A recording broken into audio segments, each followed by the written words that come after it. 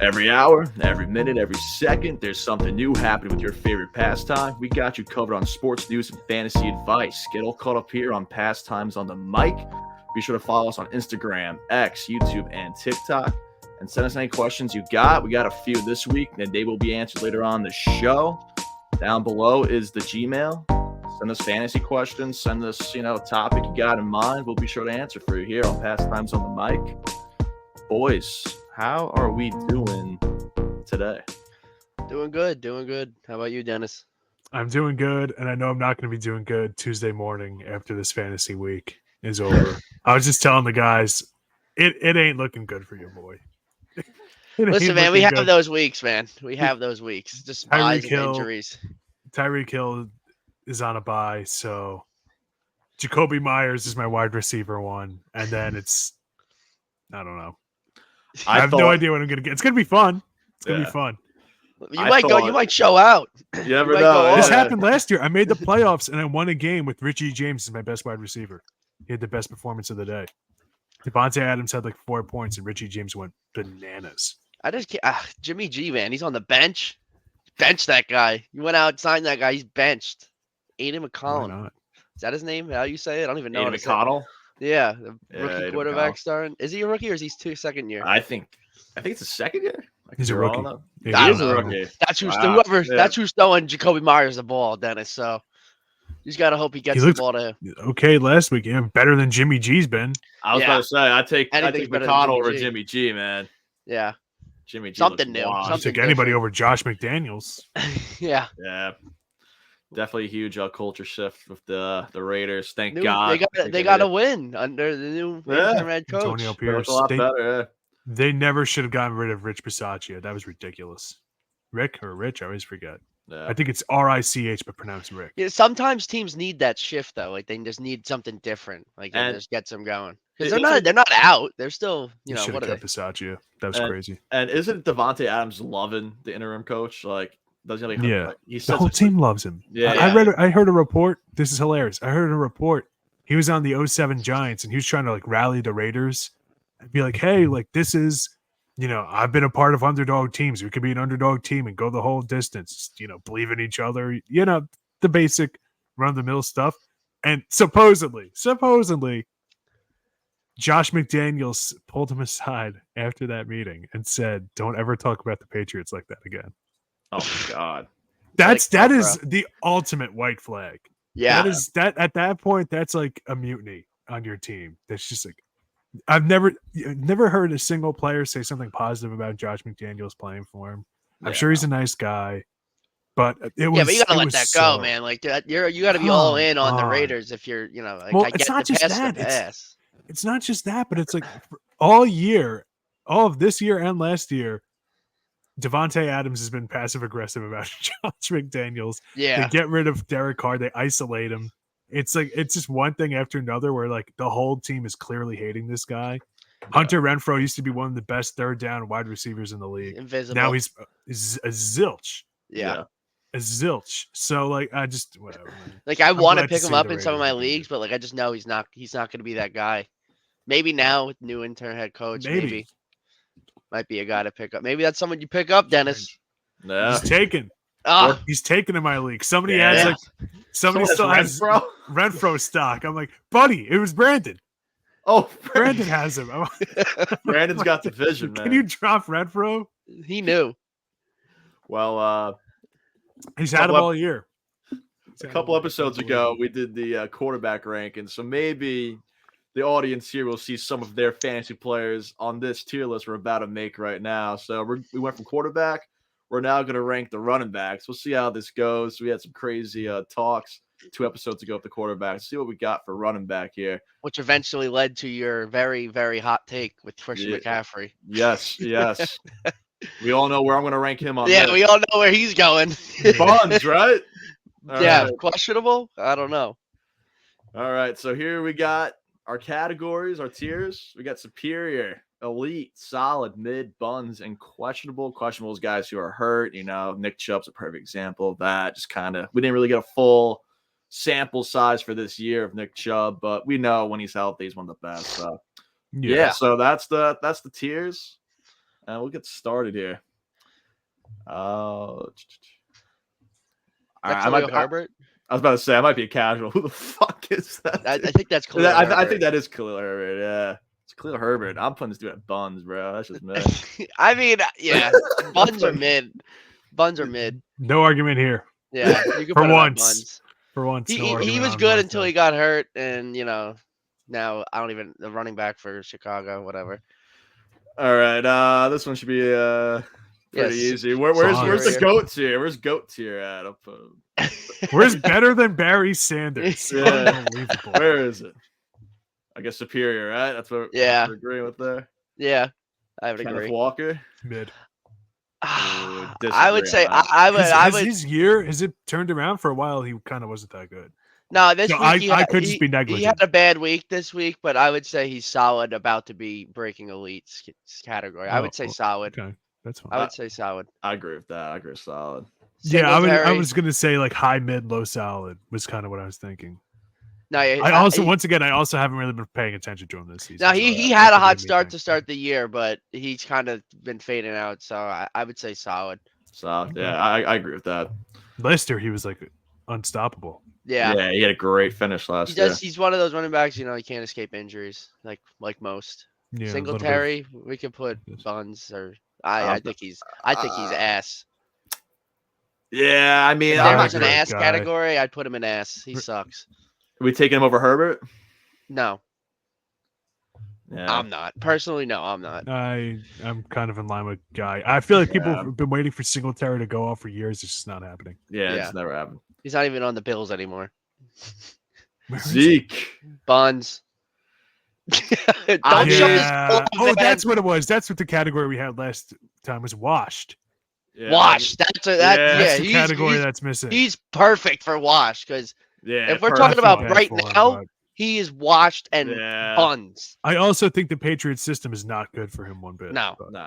So I guess buns could fall under, washed or whatever, sauce and stuff. Whatever you want to make it, he's not what he was, and he's not good this year. So it's a what have you done for me lately league. So, because that's what we're doing, right? Right now we're doing current. Yeah, just this. If we're doing overall, then Zeke, he's solid. Oh yeah, he had a good career. Yeah, good career. He'd probably be up at elite. Yeah, I mean, I'll put my buns. All right, my boy, Brees Hall. I'm saying elite. I think he's elite. I think he has the potential to be elite, and he's shown it. But I just still don't think we have enough from him. That's fair. Even as a Jets fan, I think I would put him at elite. Like a low end elite. He's 100% going to be elite at the end of the year. I just don't know if I would. I don't know if I would put him at elite right now. I'd put him in the last spot at elite. Yeah, low end elite. I'll respect that. Yeah, I think I agree with that. I think like when the opportunity is there, obviously he's been getting it now ever since. Oh, I'm high on him. I took him in my dynasty league. He's my he's sick. Yeah, man. he's fucking sick. That was one elite. Lenny, playoff Lenny. Or that, I guess. I mean, well. Mid. Yeah, right. Kind of questionable. He kind of just got signed with the Bills. So. Yeah, you don't know what he is yet. You can't really base it off anything. And he, we talked about him last week or 2 weeks ago on this show, and I was surprised it kind of took him this long to get signed. And I think, I think he's still got some left in the tank. Yeah, he's a power back. He's huge. Josh Jacobs. Elite. I want to say elite. He's got to be elite. And I think he's scary elite though. Like he's like last year he had that year. But like this year, I don't know what he's doing. He's been good. He's been solid this year. Not as good as I don't have stocks in him anywhere, so I wouldn't know. Do we pick him over Brees, or is he absolutely? Yeah, I guess. I think that with the year he had last year and building off a strong campaign again this year, even as a Jets fan, I think I would, as of right now, take him over Brees. I think he's like way better than Brees Hall this year. Yeah, Josh Jacobs good this year. All right, this was one of my better takes this year. DeAndre Swift. This guy I was high on. A lot of people thought Gainwell might have been the guy. Yeah, there. I just don't think he fit in that Detroit offense. I just don't think he. Gibbs is killing it there. I think Swift should be elite. Off this year, right now, he's elite. I agree. He's having an elite year. Over Brees or Jacobs or behind both? I'd put him in between. Yeah, I'd put him. I think he's having a better year than Jacobs. Is Jacobs having that good of a year? Because again, I don't know. I think he is, to be honest. If he is, then I'll take your word on it. And then let me double check. I have all three of these guys, and I feel like they've all been balling. I just don't know who's balling more than who. Let me just double check here. Do Dino. So the RB rankings for this season. We're talking running backs. I should probably know what Josh Jacobs is doing. I could DeAndre share my Swift. screen. I could All right, share my so- screen. I have the Football Reference comparisons. So Josh Jacobs is 4th, and I'm going fantasy points here, but like that kind of pretty much tells the story when it comes to rushing yards and touchdowns, whatever. Josh Jacobs is 4th. DeAndre Swift is 5th, and then obviously Breece Hall was limited to begin the year. I think this is He's having a good year. He has 250 receiving yards and 506 yards. Yeah, he's elite. Yeah, I think that's perfect in the elite right now. I think that's a perfect ranking right here. I'm All also right. a hater on Josh Jacobs, so I guess I love Jacobs Josh is a better pass catching back, but DeAndre Swift is better rushing stats. So I guess it doesn't really matter between the two. I think on they're your pretty even. opinion. I'll take Jacobs over the year he had last year. Just to That's fine. get the tiebreaker. Swift 2 years ago when he was healthy was disgusting. Yeah. what, second or third best back in the league behind Taylor and Henry. Nick Chubb, if he was healthy, he'd be elite, no question asked. Like hands no down, question. he'd be elite. He was having but, a good season. I'm fine with putting him in elite. yeah. I mean, even if you want to throw him just because he's not playing this year, we could throw him at the end of elite. But like, he's definitely an elite running back when healthy. I have no.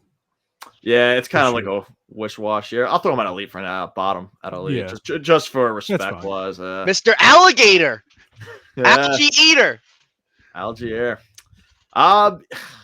Mid. I feel like if Bijan didn't go to Atlanta, this kid would be a fucking monster week in, week out. But simply, that's not the case. I would say mid. I'd say mid. Yeah, I think mid's a fair. What do you think, Dennis? That's fine. Anime man himself. Yeah, Jamal Williams. I don't know how he's doing this year, but I love Fell that. off. Completely He fell off. Well, they have Ass. Alvin Kamara. He's good when given the opportunity, so I don't want to call him buns. Like he's not a buns running He's back. buns, Nick. I would say top of buns, lower end. If mid. you want to put I'd him in mid, you could put him in mid. He I'd did put him have in the mid. most rushing If we're touchdowns last year, but Yeah, if we're gonna talk about what guys did last year, it's like, all right, fine, but he was also brought in to back up Alvin Kamara, who's one of the best backs in the league. Yeah. So I think mid's fair. Lower end mid, probably the last guy on mid, if no one comes to mind. All right, these next two are tough God, because so many like freaking guys. Jonathan Taylor. he's elite when he plays. Like How has he had been since he kind of came back? He had a late start. I mean, he's been I have no idea. He's been average. I have him in fantasy. He's not doing anything crazy.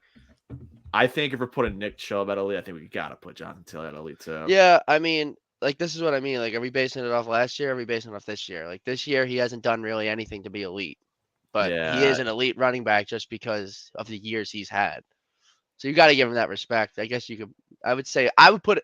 I mean, if you're gonna put him in elite, I'd put him ahead of Breece Hall.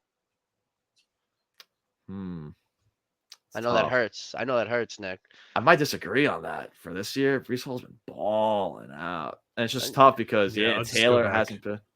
I'll just go back to the Football Reference and make my decision that way. Breece Hall is definitely having a better year than Jonathan Taylor. That's what I'm saying. But I feel like, I think then you they're got pretty Zach equal. Moss, who's going off for the Colts. Yeah, he's having a great year. You could put him behind Hall. It's fine. Yeah, I think it's like I take last into account like a little bit when it comes to like splitting hairs, like we're talking about with Swift and Jacob. I know because if you gotta. But I think Breece Hall has been significantly better than Taylor this year. And granted, Taylor had that whole contract dispute or whatever. I just feel like Hall's just. Am I crazy? He's done more. How do you spell Taylor's last name? Jonathan Taylor. Taylor.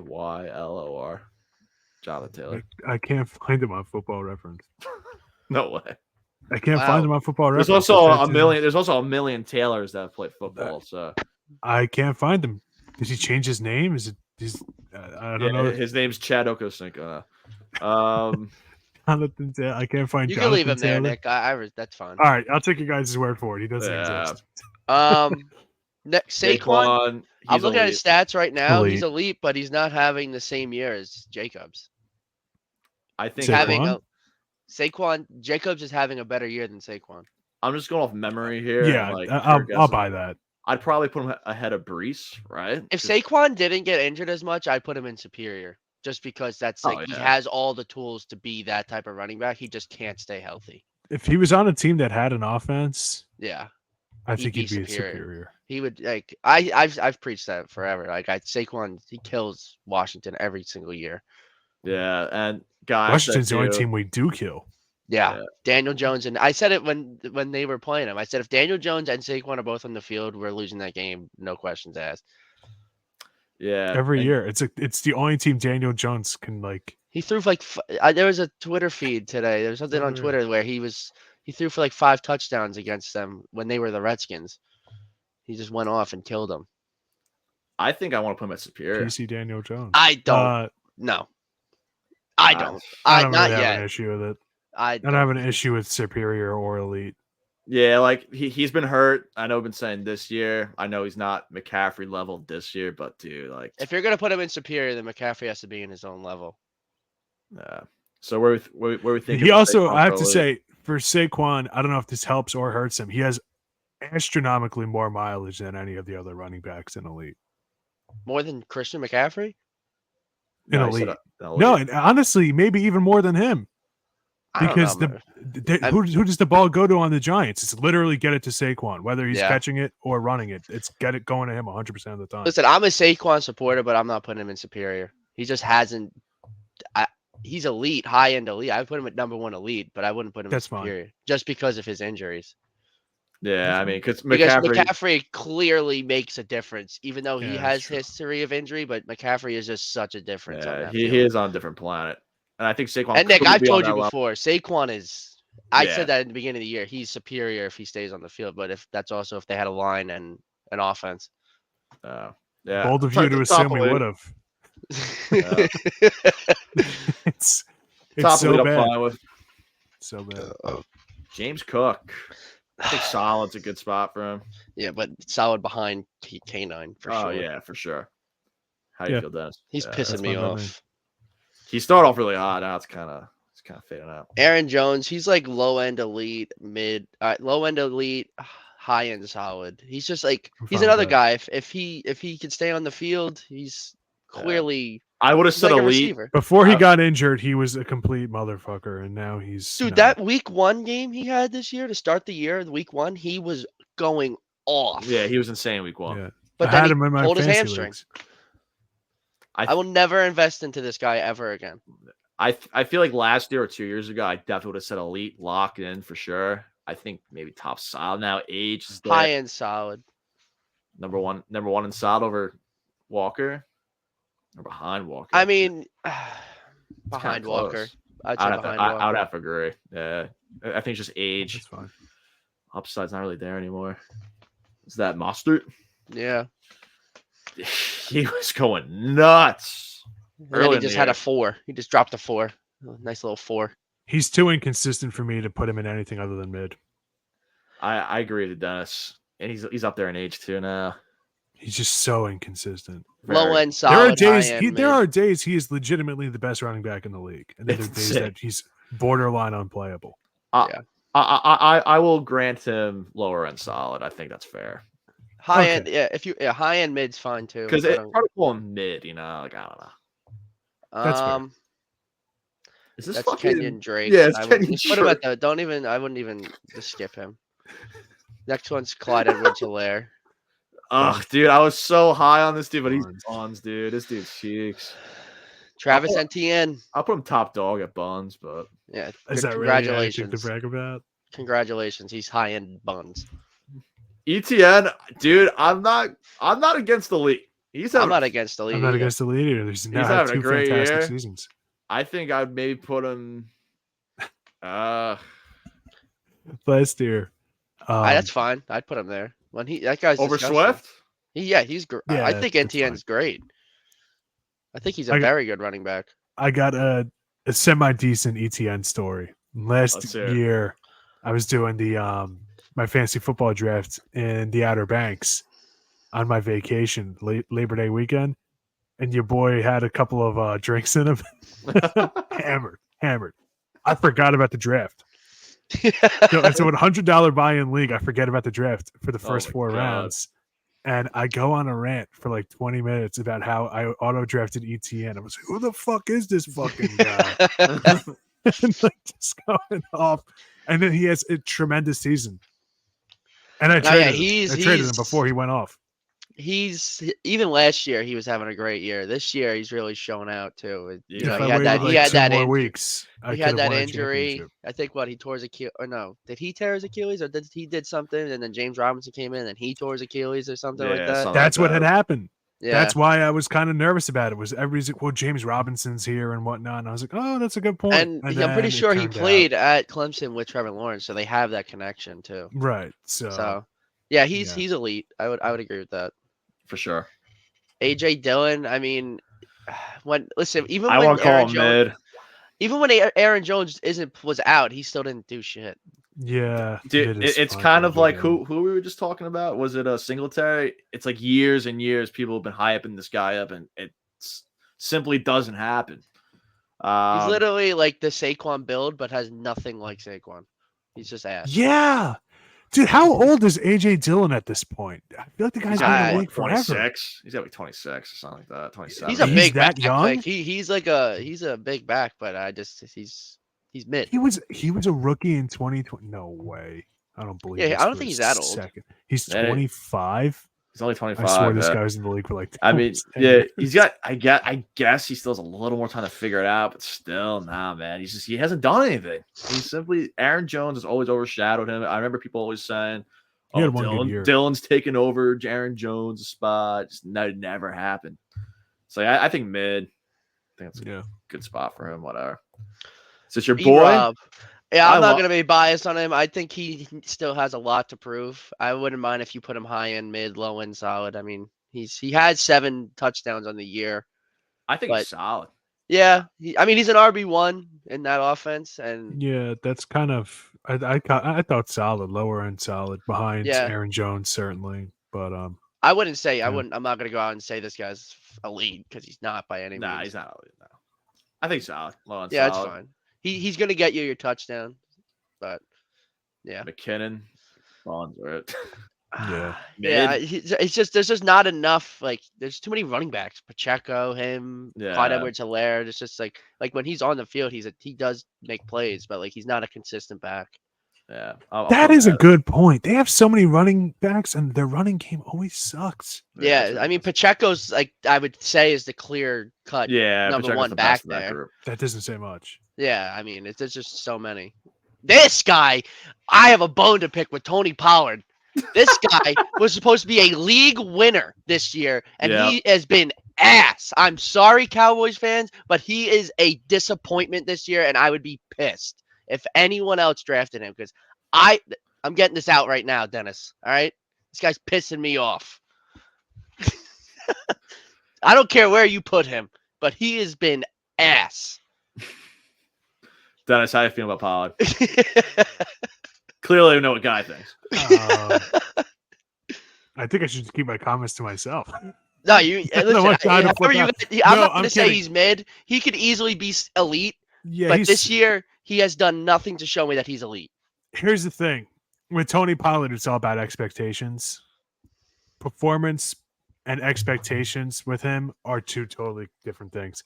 His expectations were that he was going to be one of the best backs in the league. He absolutely has not been. No. But that doesn't mean that he's also not better than some of the guys in the league. No, he's definitely. I would take him over. Or at on that level, or better than everybody else in solid. Like I don't know. He should be an elite just because of, like you said, Dennis, his expectations this year. But like he just hasn't. Be honest. Like has he shown that this year? I feel like he's been more of a disappointment. In the beginning of the year, he was off to a great start, but yeah, he's kind of been asked the rest of the way. I would. You could put him above James Cook. Like I'm taking him over James Cook. I'm taking him over Aaron Jones. But like I think I'm just so mad because I'm thinking he's probably better than Walker too, right? Yeah, I would put him low end elite, but like he's just been such a disappointment this year that like I wouldn't put him in elite. I put him high end solid. I don't think he's elite. I don't think he's shown to be elite this year. I can't put him there. Personally, last year he was elite. Yeah, last year sick. I just don't know what the hell happened to him. No, Guy, I think you bring up great points though. He just hasn't met those expectations. But he had that solid, strong start. There's still some season left. Maybe he goes out with a bang. Second half of this year, I hope so. I'll put him solid, high end side. I think it's a very fair spot for him. Yeah, I think he's top tier of solid, the top spot of Sorry solid. for my rant, but he's been killing me this year in fantasy. Is that Gibbs? Yeah. This guy has everything to be elite. He does. The He reminds upside's me of insane. Swift. The upside's there. I think solid's a good spot for him. Yeah, high end solid, mid solid. I don't care. Maybe put him behind Pollard. Yeah, Jones is older. Yeah, I think. I don't know if I put him ahead of Jones. Listen, Jahmyr Gibbs for like the first 6-7 weeks of the season was invisible. Yeah, nobody. A complete nobody. Aaron Jones. When Aaron Jones is having a good game, the Packers' offense looks really good. Yeah, really good. Gibbs with the opportunity. They can't win without Aaron Jones playing well. Like I just think like Gibbs. I think it's a good question because does David Montgomery the clear number one there or no? Probably not, right? I mean, that's what we thought when he was healthy. Now he got hurt, and now Gibbs with the opportunity. This guy's a monster when given the opportunity. Back-to-back. Oh, he's disgusting. I think it's going to be Gibbs is going to kind of how they did it most of the season. Gibbs is going to run for most of the drive, and Montgomery's going to get the red zone targets. Yeah, that's kind of what they did with Swift and Jamal Williams. Yeah, so yeah. I mean, David Montgomery came out of nowhere this year. I did not even expect him to be a factor in this offense. I thought he was going to be okay. I thought he was going to be. And it clearly he got overlooked because of Bajan. Like Bajan was, saving grace, but like I mean, Gibbs was, he's really good. Dude, Gibbs has got all the talent, man. And I think when it comes to him and Aaron Jones, I think the rest of the season, the outlook, I think I'd rather have Gibbs rest of the season than Aaron Jones. That's just me. Yeah, Gibbs just reminds me of like Swift or like Kamara. Like he just reminds you of. I would rather have Aaron Jones than Gibbs moving forward because, like what we were just saying, like is he going to get the RB1 minutes or is it going to be Montgomery? We know for a fact that Aaron Jones is going to get it over what's his name? AJ Dillon. Yeah. So like I wouldn't go that far. But at the same time, too, like you could Gibbs put him behind very ahead good. Jones. I think how will Jones look moving forward, coming off the injury? How will Gibbs look moving forward? Montgomery is questionable for this week, but all the reports are saying that Jones is clearly the number one back there. It's just that's what I get what you're saying. Like that's why he probably should go ahead of Gibbs. But what's he been doing though with the number one opportunity? You know what I mean? He's been very, very good. Like when he's given the bad weeks when he was kind of working himself back, I could Jones pull it up. Another one I can't stand. He's just inconsistent. He has that 40 point week, and then he had a good week invisible. I have him on all. He did have a good week this week. Him and Ramondre Stevenson had a good week this week. I have him on all my leagues. Aaron Jones and I love Aaron Jones. I do because he could be low end elite. He really could, but he's just so inconsistent. He had 26 points week 1. Yep. 9 rushing attempts, 41 yards, 1 touchdown. He had that receiving with 2 receptions on 4 targets, 86. Yeah, I remember passing yards. That one that's where he pulled his hamstring on that touchdown he received. Right, and then he was out for 2 weeks. I guess they rushed him back against Detroit. He only had 2.4 on 5 attempts. I think he was just more of a decoy, honestly. Yeah, they didn't even use him. Then he was out against Vegas came back. Denver, he kind of struggled, 8.7. Minnesota, he kind of struggled, 8.6. And then the Rams, he torched them for 17. LaFleur said that they were going to let him loose this week, and he was let loose, and he went off. Yeah, I think he's kind of working himself back. Now he's got Pittsburgh, Chargers, Detroit, Kansas City, Giants, Buccaneers. Pretty decent schedule for him the rest of the year. For veteranship and more. Yeah, that's fine. I'll put him there. Gibbs, though, I think this kid's going to be an animal, dude. I agree. And I think that them trading Swift, more or less, they traded Swift for Gibbs. I think was a great move. It kind of restarts the salary clock, and you have someone for him. You have a good running back. That made no sense. But, yeah, I get it. Yeah, you have somebody that like you could kind of have moving forward for a cheaper deal. Yeah, and maybe that's the future of running backs. You just kind of sell them off to win now teams, and then just kind of retool. Retool the running back and just kind of almost like just pass the bucket along. I don't know. Yeah. This next one's interesting. This one is interesting. Derrick Henry. Superior. That's Superior. I would strongly disagree with that. 2 years ago, yes. 2 years ago, yes, for sure. I was thinking low end elite. Listen, I think I'm not going to punish him. I'd said earlier that Saquon has a bigger workload than all the guys that were up at that time. Nobody in the league has a bigger workload than Derrick Henry. Yeah. Nobody. Listen, we're basing it off this year. He's low end. I gotta kind of like.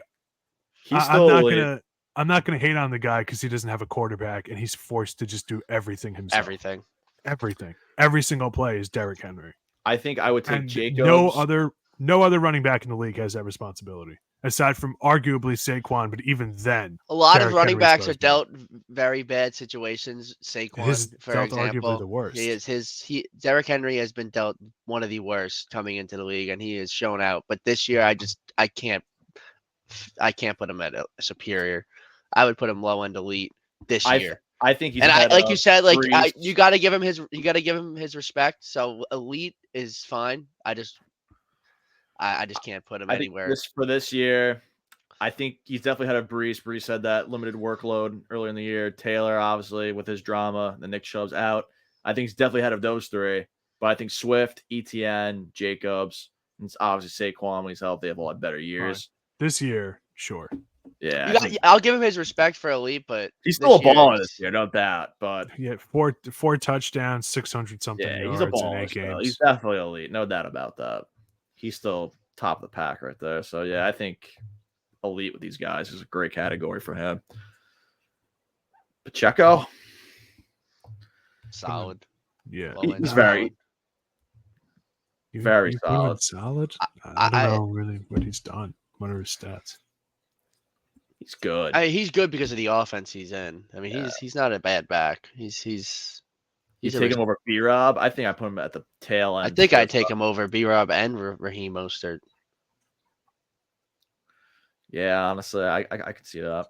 Just because, I don't know, I'm not in on the Mostert hype, man. I'm just not in on it. Mostert just the script has to be in his favor, bro. Like I told you, Tua is not an elite quarterback. He is a solid quarterback at best. Maybe this can change your opinion. They both play 9 games.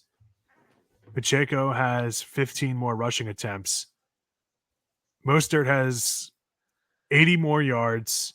He averages 1.6 more yards per attempt, has 8 more rushing touchdowns, has 5 less receptions, but only 9 less yards receiving, has more receiving yards per attempt, more receiving touchdowns, and has 60 more fantasy points. I don't think it's close. Raheem Mostert is better than Pacheco. Pacheco's kind of fallen off the last 3 weeks too. I don't know. Mostert's really bad. I think it's fair to put Mostert ahead, but then B-Rob behind. That's fine. Pacheco, that's fine. I think it's a good spot. Now, also, Pacheco is splitting time between Clyde Edwards-Helaire and the other dude. McKinnon. Yeah. There he is. And Mostert has cooled off dramatically since the first few weeks, which seems to always happen with him. He's also injury prone. Very injury prone. Yep. So, if you want to factor those into it, that's fine. But just the back of the trading card. Based off this year, I'm taking Mostert. But yeah, agreed. Dennis, is your boy? Samaje Perine. Yeah. Hey, there he is. How you feel about Perine? Okay, I have I don't even know. I'd say mid. This guy's always. I don't even want to waste time on this guy. He sucks. He's got 103 yards for the season. I'll leave it. It's not even mid. He's atrocious. He's buns. Yeah, he's buns too. I'll put him top buns. I feel this guy always has a job, so I'll put him there. This guy's just been mixing. He's hit or miss. This dude, yeah, this dude's either the top 5 running back or he's dog. We have so many people in elite that I'm okay with keeping him at solid. I just don't. I think he's had elite seasons, but I feel like he's just never. And talking about this year alone too, he's more solid if anything. Just doesn't really keep that elite status going for him consistently. I'd put him solid, but where solid? I don't care where you put him in solid. He's a solid back. That's it. All right. 490 rushing yards, 3.9 yards per attempt, 3 touchdowns, 82.8 fantasy points. He's having a better year than Pollard? Probably. I honestly have no idea. I'm going to kind of do the comparison again, but because I feel like I like Walker better than Mixon, but I'm just kind of going off top of my head here. So I feel like top 2 and solid. It's a good spot for Joe Mixon. He seems better than Tony Pollard. Both 8 games, 6 more rushing attempts, but 16 more rushing yards, 0.1 less rushing yards per attempt than Pollard, 1 more rushing touchdown, less receptions, 5 less receptions, a lot less receiving yards.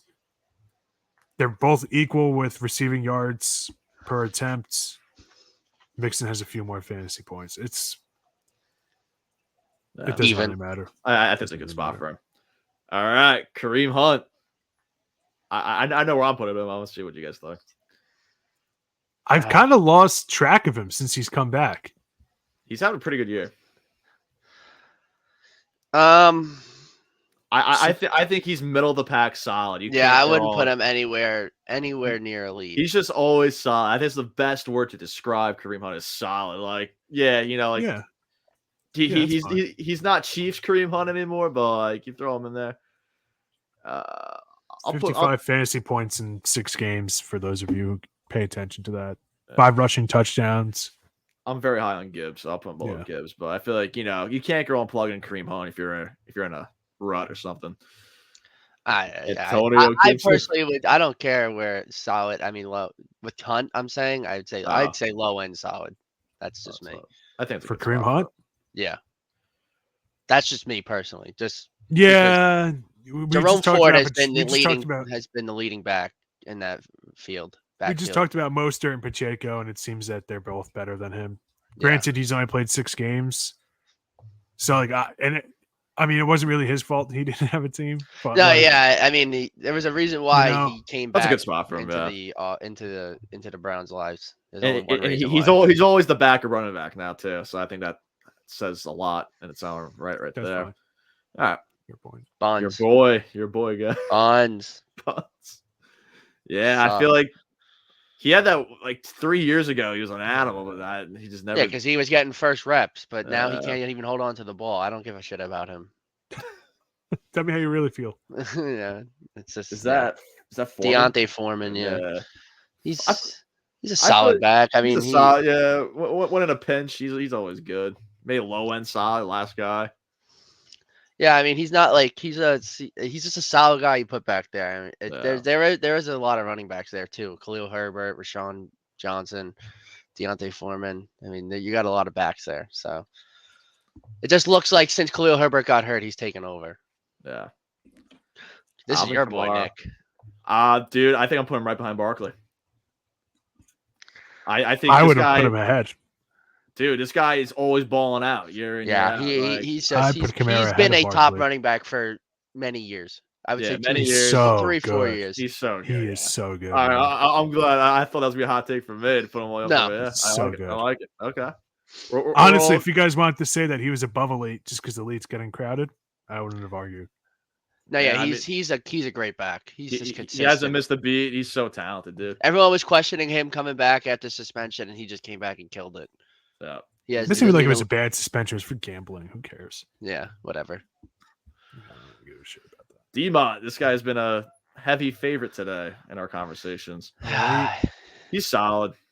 He's solid. What?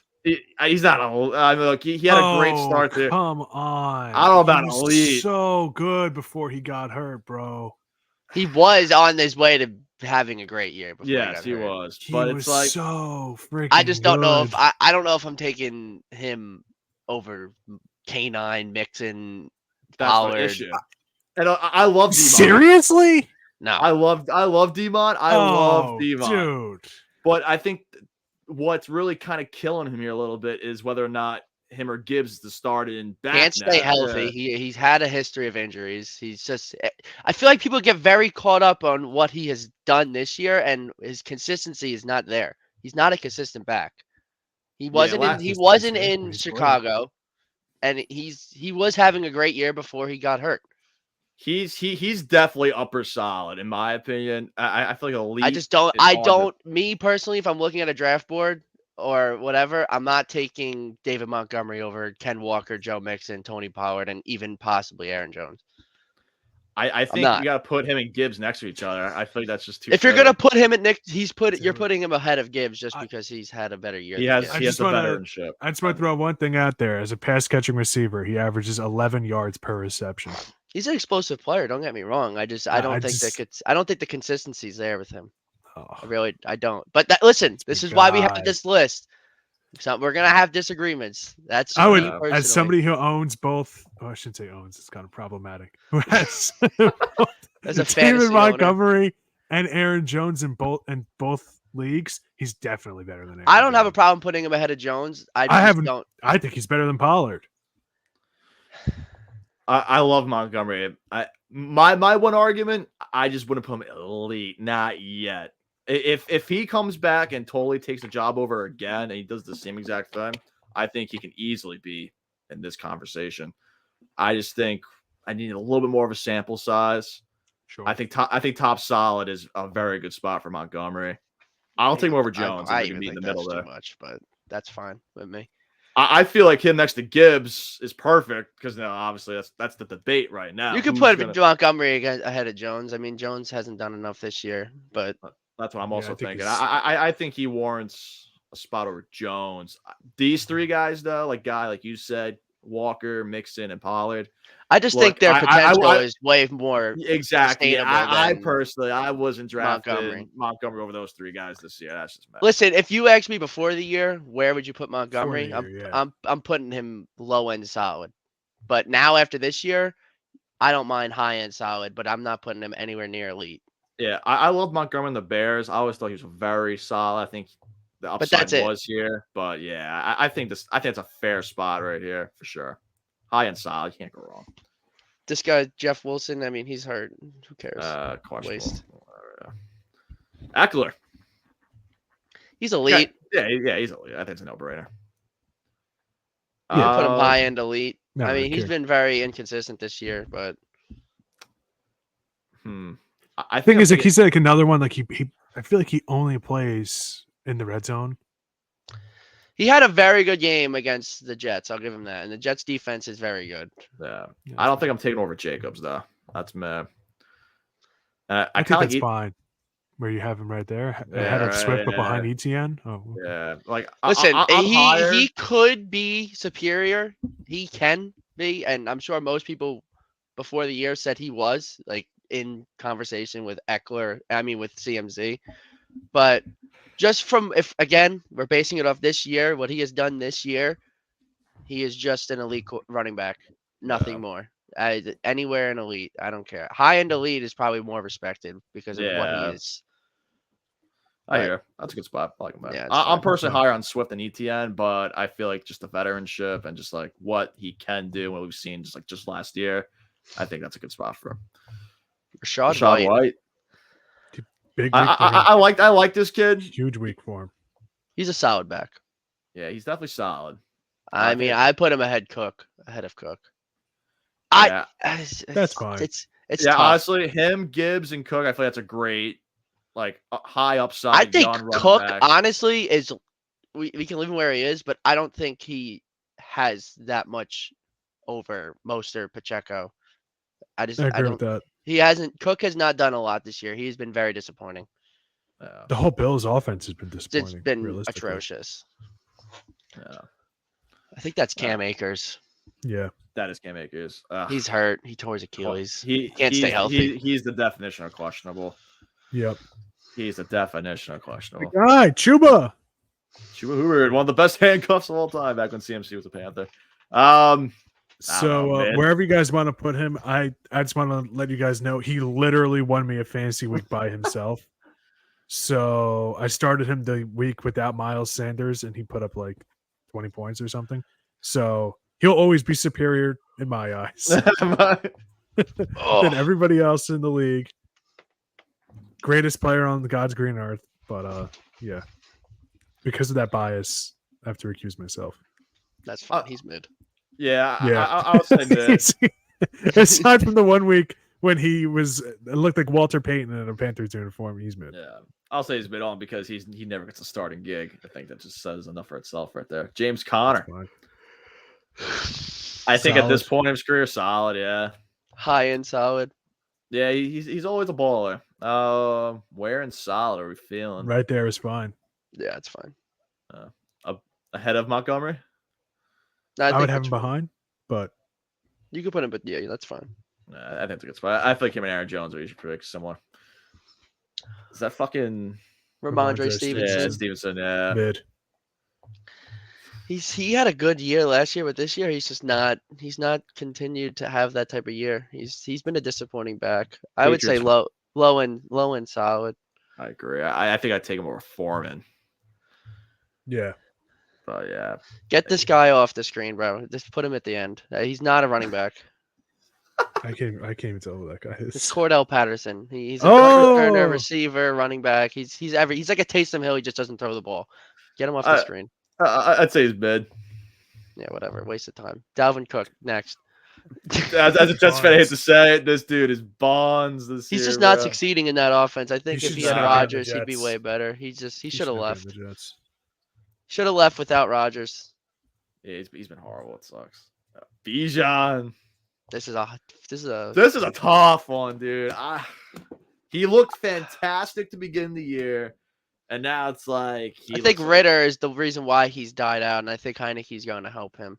I think he definitely warrants solid at least. That's fine. Yeah, like, I think he's done more than Tony Pollard, in my opinion. That's fine because he had some weeks where he was very, very good. Yeah. I think he can be here very 100%. soon. Sure. Yeah. 100%. High end solid just for this year. He's getting a little fucked by the Falcons. So J.K. Dobbins hurt. He's just like Cam Akers, definition of questionable. To be honest with you, because he's literally made of glass, I have no problem putting him in buns. I'll say this. I always thought Dobbins was overrated when it came to fantasy drafts, but like he hasn't even given me a chance to prove that he is overrated because he doesn't fucking play. So he does not play. Well, like at the same time too, though, how many guys on this list? Doesn't matter how many teams, how many how many leagues you're in or whatever. How many guys would you never draft? J.K. Dobbins is certainly undraftable because of how much he gets. Yeah, he was always on my list of. These next four backs, I don't care. I'm going to the bathroom. I'm walking away. I do love Javonte Williams. I love him. He's fallen off tremendously. He had that one excellent season. I would put maybe lower end solid. He has the volume. He gets the touches. I'd put him in mid. I'd put him high and mid if we do that. That's fine. It doesn't bother me. Like mid, I'm not going to quibble about where somebody goes because they're mid. Like it's just, it's all kind of average. Like you can't be more average than average. You know what I'm saying? It's weird. Whatever. I just don't think I would take Foreman over Javonte Williams. Maybe that says more about Foreman. I have no issues with Foreman being in mid. I kind of deferred to you guys. I kind of want him to Foreman in the mid, bro. Yeah, we'll sneak that in while he's away. He actually left. Oh my god, I didn't realize he left. So I don't see you guys on the screen. Okay. All right. Kenny Gainwell, right? Yeah, Kenny Gainwell. Mid. Solid. Oh, okay. I think he's good. It's just I feel where's Boston Scott on here? Yeah, there's no Boston Scott. Boston Scott superior when he plays the Giants. Mid every other time. Here. Bunts every other time. Put him here. I think he's kind of like an AJ Dillon. You know, everyone's like, "Oh, this guy's gonna take over the back," and then just never does. Dameon Pierce. He's kind of in the same thing with Javonte Williams for me. It's like they're both young running backs who have so much upside, but it's just not there. So I'll put him right with Javonte. I think that's fair. And Najee Harris, Jesus, dude. I mean, he was elite 2 years ago. Buns? I feel like Buns is a little rough. Wait, where did he go? Definitely not higher than mid. Yeah, I think the last 2 years he definitely kind of lost his side. I think he's probably made top the ball either. Maybe I'd put Dameon Pierce ahead of him. I'd maybe put Javonte ahead of him, dude. That's fine. Yeah. I just said that it doesn't really matter where anybody goes in mid, and then I said, it's just kind of your mid. Yeah. So that's the list. I'll wait for Guy to come back, but yeah. Oh, there he is. There I'm he eating, is. sorry. Oh, we finished it. Yeah, the last 4 I didn't really care for. I mean, Javonte Williams has upside. Him and Pierce. I feel like the upside's crazy. Pierce was a sick, not sick, but he was a good solid back. I mean, he fell off this year. Yeah, and then we put Najee kind of along that mid. He fell off too. I mean, he has all the tools to be elite, but again, he fell off tremendously, and it doesn't help that Canada is a terrible offensive coordinator. So I think it's a little disrespectful putting him mid, but that's just my. But again, I don't mind it. I think they all fell off. The only one that has really been consistent is Javonte. That's what I'm saying. I mean, he just can't hold on to the ball, Najee Harris. Like, I have friends of mine that are Steelers fans, and it's just never anything positive about him. Like, maybe that's clouding my judgment on him. I just think he's running for his life every time he gets the ball. I think these 3 should be lower end solid, but I'm not against I mean, that's fine. I'm not against higher mid either, though, because that's what they've been this year. They've been kind of mid. They have definitely been mid. That's just the way it is. Whatever, because I feel like mid needed more characters anyway. I think Javonte Williams this week, though, is going to have a very good week. I'm still hopeful for him. I think. Who are they playing again? The Bills? I think they're playing Monday night against the Bills. Right? Probably, maybe. All right. Well, any last second changes, boys? Nope. Leave it. Leave it. Forget it. All right. There it is. There's your pastimes on the mic. Running back tier list. Let us know what you agree, what you disagree with. Roast us. Feel free to do what you want with it. There it is. We didn't spend an hour talking about Zach Wilson just to be wrong 2 days later. Yeah, no, not at all. Wow, we're at 52 minutes. Right? Jesus. Yeah, I guess we could just kind of cut the football talk out. One thing I did want to talk about, though, for football is before we switch topics is, did we see Daniel Jones' last snap as a Giant? Because I'm not agreeing with it, but I've seen a lot of people saying that that's his last snap as a Giant. Here's the thing with Daniel Jones, and you guys have known, I've been saying it since I started the show 2 or 3 weeks ago. I think he's a good quarterback. I think the Giants are just so bad they're holding him back. I just think that exactly. I don't think the Giants are using him right. I don't know what to say. Like, first of all, like, people are saying, like, why don't we tank for Caleb? I don't like Caleb Williams. Maybe I should have said that for the hot corner, but I don't like Caleb. You're not crazy to say, because again, he hasn't done really anything. He has been good in college. Here's the thing. It's not his performance. It's up here, dude. That's what I'm worried about. He's got the issues up there. Bro. When I'm hearing people talk about how he wants to have part ownership, and I don't follow college football, so I don't know how true or false those stories are, but is that true that he said supposedly that he wants? Fuck him. Fuck him.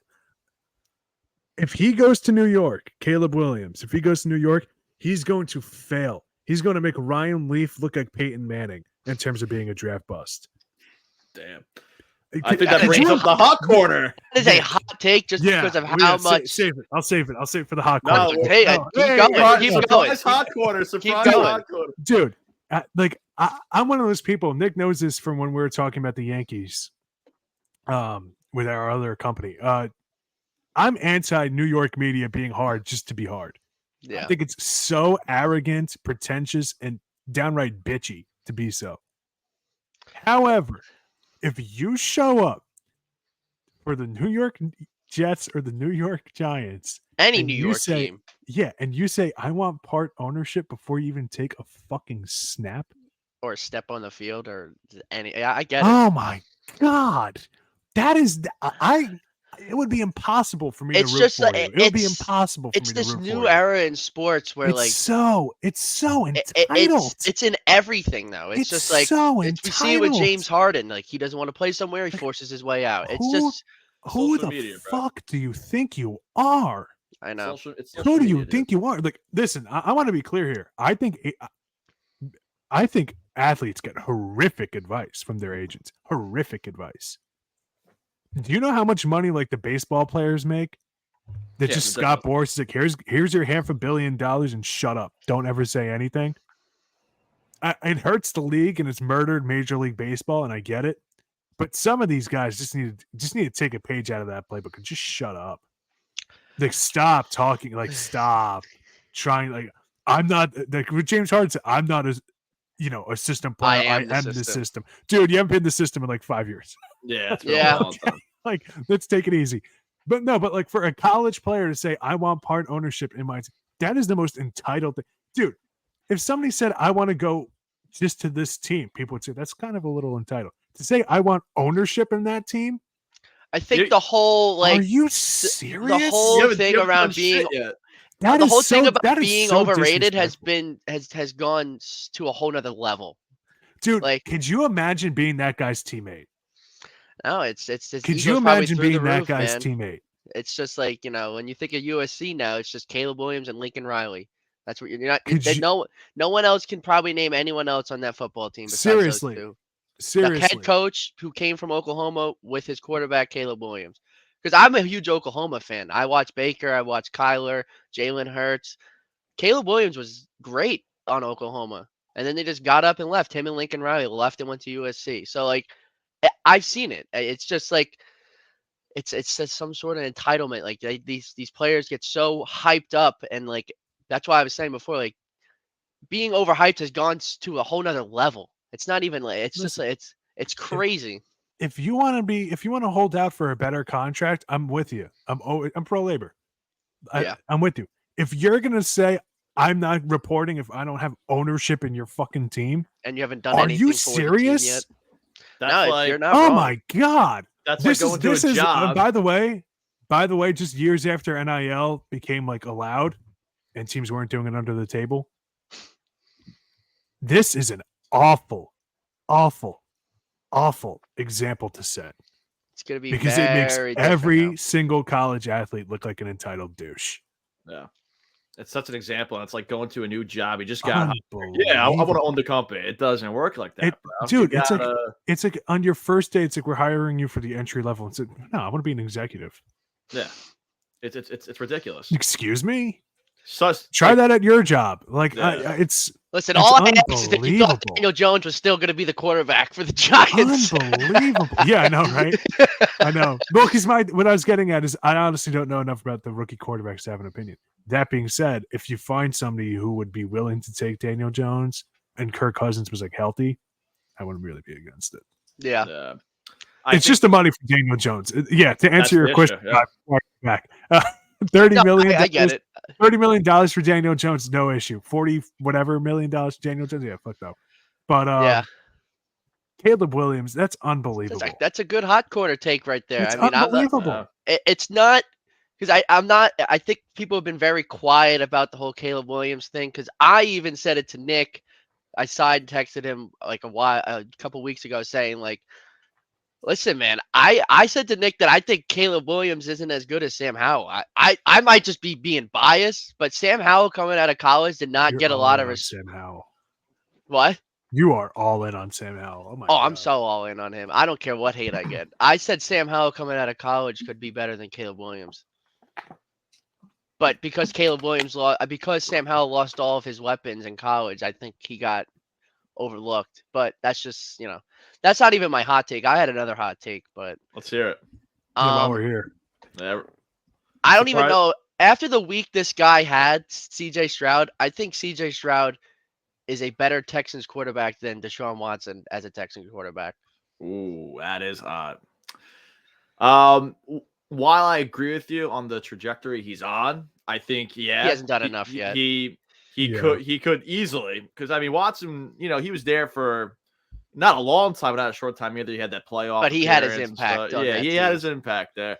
But I think you ask this question 3-4 years from now. Yeah, definitely for sure. Yeah, I should probably rephrase. I should probably say that CJ Stroud will be a better quarterback for the Texans than Deshaun Watson was. Even that, I don't think that's a hot take. Even so, down the line. But I mean, now, they have a guy in CJ Stroud. He is very good. And the stigma behind Ohio State quarterbacks not being good, he has put that to bed. He is a good quarterback, man. He came from Ohio State, and he has proven that, listen, I get the other quarterbacks have not been that great, but That's kind of what I was going to say. they have not been that great, and I'll give you that. But it's like judging the Mona Lisa with my finger painting from sixth grade. he 6 years old. himself has put that aside for himself. I guess you can't speak. I mean, listen, Joe Burrow played for Ohio State, got benched, and transferred, so you can't really make that debate, like, because he didn't really play for Ohio State. But like Justin Fields, I mean, he's been inconsistent, can't stay in the field, unhealthy. But when he does play and they let him play to his strengths, that guy is legit. But C.J. Stroud is just. I don't think he's had a bad game. He has 1 pick on the year as a rookie. He has 15 or 14 passing touchdowns. I mean, and like you hear me, praising Sam Howell. I think C.J. Stroud's better. I think C.J. Stroud is a legit quarterback. You think Stroud's better than Howell? Yes, right now. Wow. Yeah. Yeah. You want to hear a hot corner? C.J. Stroud should be in the MVP conversation. Oh my God! Yes, damn. First of all, after your quarterback hate on the MVP. First of all, it's nothing to do with it's nothing to do with C.J. Stroud. It's everything to do with none of these quarterbacks have blown me away. Like people say, Lamar Jackson, he put up 12 fantasy points this week. Okay, yeah. Ask me how much I'm going to care. Then you have Tua, who it's like if they play a team that's just 500, sucks. The whole team just crumbles. Mm-hmm.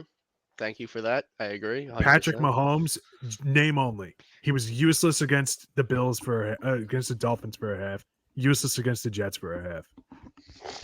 I still think it should be Christian McCaffrey. Everybody else, or Christian McCaffrey, AJ Brown. Everybody else. Tyreek Hill's performance this week kind of took him out of it. But I think at this point, the only one that's consistently been solid the entire season is C.J. Stroud. Even Joe Burrow, who I love Joe Burrow. Yeah. You guys know I love Burrow. Yeah. But he struggled the first few weeks. Not his fault. He was injured. Yep. Playing through it. But C.J. Stroud, also, who's he throwing to? Tank Dell, Nico Collins. Solid. And then Noah Tank Brown. Dell's sick. Dalton awesome. Schultz is a good tight end. They're good. I know they're not. But listen, Jalen Waddle, Tyreek Hill, they make Devontae Parker. Is that AJ Brown, Dallas Goedert, and Devonta Smith? No, you're 100% right. I'm just saying that. Very good quarterback. First of all, people are still like, "Who's going to win Offensive Rookie of the Year? Him or Puka Nacua?" It's like, are you serious? It's not even a debate anymore. Useless for like 3 weeks now. Listen, even if Stroud keeps like he doesn't have to do what he did this week every single week. I mean, he it's a little prisoner of the moment. Yards, he had almost 600 4 yards. touchdowns. I mean, he was disgusting this week. But I mean, if he can keep like a 200 to 250 yards per game, completion percentage over like a 60. I mean, if he can do that, he's easily winning Offensive Rookie of the Year. And like you said, I mean, he can find his way into the MVP conversation for sure if he keeps this up. People are not going to talk about it right now, but in a few weeks, I won't be surprised if he's, like you said, in the talks. I just want to be clear. It's less about him than it is about the other quarterbacks. Yeah, because you're always going to hear about Patrick Mahomes. It's because it's Patrick Mahomes. It's like with Tom Brady. Like this year is basically the whole like meat of my thesis on it needs to stop being a quarterback of the year award. Yeah. Because we could argue so many guys. There's someone said Myles Garrett for MVP over the other quarterbacks. I'm not arguing. Just because you want to see another position win the MVP. No. It's first of all, the Browns' defense has historically been great this season. I mean, they are 5-2. Myles Garrett's the best player on it, so I'm okay with that. No other offense, like none of the quarterbacks have like really wowed you. No, they all kind of have some blemish. Honestly, like C.J. Stroud probably has the least amount. And I know a lot of people are going to say, "Oh, it's the team he plays for, the system." I think the only quarterback that's been like really stable and constant while at an elite level has been Jalen Hurts. That would be my QB pick if I had to pick QB. Probably him. But like, my pick CMC, and QB, man, it's been kind of lackluster this season. We're talking about guys like Mahomes, Josh Allen. These guys have been kind of, they've been good, but it's not what we're used to. So I mean, CMC is still my pick. But if somebody said Josh Allen should get the MVP this year, I think I'd vomit. Yeah, should talk to my manager. Yeah, Josh Allen MVP. Nah, man. Not this year. No. Guy, you trying to tell me something? Somebody you know thinks Josh Allen should be the MVP this year? I do, and he would probably love to come on and debate that with you because he's been dying to come on and debate with us. He genuinely thinks Josh Allen. He thinks Josh Allen is a better quarterback than Joe Burrow, and he thinks Josh Allen should win MVP. Out of his mind. Beaten him 3 times now, or 2 times. Well, I said, man, I said this. I said that. Hey, listen, if you want to put Mahomes in his own category, that's fine. But I have Joe Burrow and Mahomes as 1 and 2 AB best quarterbacks in the NFL overall. I have Hurts kind of on the heels too. He's getting there. He's definitely getting Hurts there. Is sick, dude. Hurts is he has put anything bad they said about him to rest. I mean, he is a phenomenal quarterback for sure. But yeah, like I said, he does think Josh Allen is MVP of the league. I haven't talked to him about this previous week afterwards. I would love to see what he thinks, but yeah, that's gonna be great when he hears this. If you want to talk, if we want to change sports, we can. But yeah. That's crazy, man. So I don't know what else. The hot corner, a little recap. The hot corner. Josh Dobbs. Yeah, we talked about him. Yeah, I think he's gonna be a league winner still. So that last week, I'm sticking with it. Josh Dobbs MVP? Does make a case? He's been on a different team every week. If Josh been on a different team every week. Journeyman. Absolutely smoked some fools Sunday night. Dobbs get my vote. They were dogs. Yep. Didn't even know the guy's name.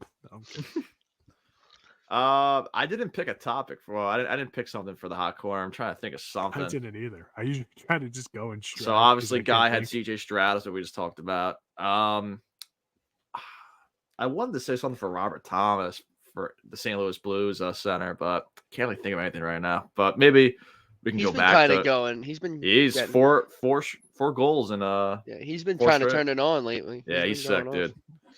We'll get to that. We talk about hockey, but yeah, I guess we can dabble a little bit into the world of baseball. Some new, well, congratulations to the Texas Rangers. They won the World Series. Not these Rangers though. Sorry, not yet. Texas Rangers won. That'd be something. A hockey team win the World Series. Corey Seager's a dog. Yeah, pretty much nothing new with that. But the Cubs got their new manager, Craig Counsell, highest paid manager of all time. How you guys feeling about that? I don't know much on it, so I'm not gonna talk about it. World Series is over. Hey, congratulations. Moving on. Yeah. ESPN and FS1 are probably gonna ask us for pointers on how to just deflect the World Series. Yeah, seriously. Hey, it was great. Nathan Eovaldi, 5-0. One of 4 pitchers to go 5-0 in the postseason. Yeah. Steven Strasburg, K-Rod, reliever, shocking, in 0-2, and then Randy Johnson, 0-1. Congrats. That being said, Craig Counsell, manager, might be overrated. Highest paid manager of all time is kind of crazy to me, man. He's a good manager, but like highest. Yeah. I was like, wow. Here's the thing. I always get a kick out of the whole, like, should he really be the highest whatever paid of all time? It's like, that's just, before we go back and talk about, like, well, the Joe Torres and those guys are getting paid like $500,000 a year. And their players are making like a high contract back then was like $10 million. It was like, whoa, he's a bum. Why are we paying him $10 million? So, like, I don't really care about that. Craig Counsell's going to the Cubs after leaving the Brewers. Did you hear about how he got there? About how they had to meet in secret and stuff like that because David Ross was still under contract with the Cubs. Yeah, that's why I was confused. I'm like, wait, David Ross didn't get fired yet. So I was like, they just kind of hired as a guy. David Ross is still on the books. It's like, yeah, what's going on? Wow. What happened was they told Craig Counsell said, well, I'll keep it between you, my wife, and awkward, and the team and my family, basically. Wow. And that's going to be it. The Cubs general manager flew down to Tallahassee to talk to David Ross and fire him in person. Jeez. And David Ross was not happy. Oh, yeah. Shocking, right? Yeah. And then Craig Counsell signs a 5-year, $40 million deal to be a manager. Unreal. Crazy. Unreal. Yeah, and I know the Mets were kind of in on him a little bit, but they settled for former Yankees bench coach. Why do they always stay taking places, people from the Yankees, man? And the other thing with the Mets is they're always taking these like first-year managers, bro. I wouldn't want anyone from the Yankees team from last year. That team sucked. Not wrong. Sean Casey, yeah, it was pretty good. Yeah, and now he's gone. I don't know why. I don't know why he left. I think honestly, I think he did it more since he's a favorite of Boone. Probably walked in. He's like, I see why this team is not consistent, and then he left. And I love how people were criticizing him, like he's not a good hitting coach, as if he himself should be hitting. Yeah. Sean Casey was great. I mean, he figured out DJ LeMay. Yeah, DJ LeMay, who did nothing but say, like, this guy saved my career. And people were like, oh, he helped one of our best players on the team become one of our best players on the team. He sucks. Get him out of here. He's a bum. Yeah, exactly. Go back to podcasting, Sean Casey. Yeah. The pinstripes are too heavy for Sean Casey. Get him out of here. I wonder what the Yankees are going to do this offseason, because apparently they're like, I don't know if you saw those videos yesterday circulating about Cashman saying, I think we're pretty fucking good. And then Steinbrenner saying they're going all in this year in the offseason. They met with Cody Bellinger today. I don't know if I want Cody Bellinger, bro. I want all day. Cody Bellinger all day. Yeah. I concede. I tried to argue against him, guy, and I lost. Dude, Cody Bellinger all day, and here's why. I said this on Bad in Chat, and we can look up on YouTube. I mean, I get he's a lefty bat, but lefty bat, former MVP, almost bat. I think he had a 300 batting average this year. Guy hits for 25, 30. I just don't think there's a lot of pressure playing for the Cubs compared to the Yankees. Be careful. Be careful because Cubs the Cubs media. Listen, am I gonna have the Cubs outside my front door? No, I just want to be clear that it's like the Cubs fans. Chicago media is tough, but Cubs fans are fucking ruthless. They're brutal. Midwestern, bro. Midwestern. I'd say, honestly, just a quick, maybe this could be another hot corner. Just a tier ranking of the sports media markets. From what I heard, New York is obviously number one. From what I heard, Toronto is like a complete bloodbath. I believe it. I don't really follow hockey, but like apparently the Maple Leafs are like treated even worse than the Yankees are. They're cursed, which is bro. So Maple Leafs are reactionary. cursed. It's like an 82-game season. They lose one game. It's like, hang them all. Yeah. Austin Matthews, hang him from the rafters. I want nothing to do with them. Yeah, they're brutal over Unbelievable. And like Chicago, it's probably like third. Because like even LA, so like, maybe I'll take back like, what I said. The ruthless LA media, and it's really not that bad. I'm sure LA. Chicago fans, they.